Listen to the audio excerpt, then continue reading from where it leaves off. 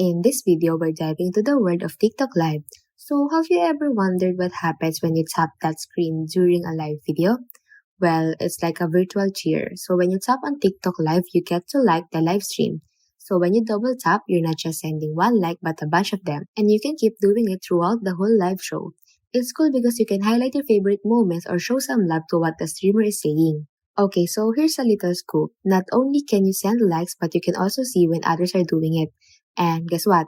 Those likes aren't just for fun. They actually help the streamer. So if a live stream gets a lot of likes, TikTok might even tell more people about it.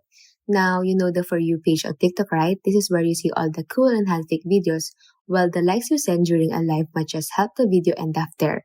Even though TikTok hasn't officially spilled the beans on this, it seems like the more likes, the more fun and visibility. And the best part, sending likes on TikTok is totally free no matter what kind of videos you're liking. So keep those likes coming and let's make TikTok even more awesome. And that's basically it. If you found this video helpful, don't forget to hit that like button, drop a comment, share this content, and subscribe for more guides and tips.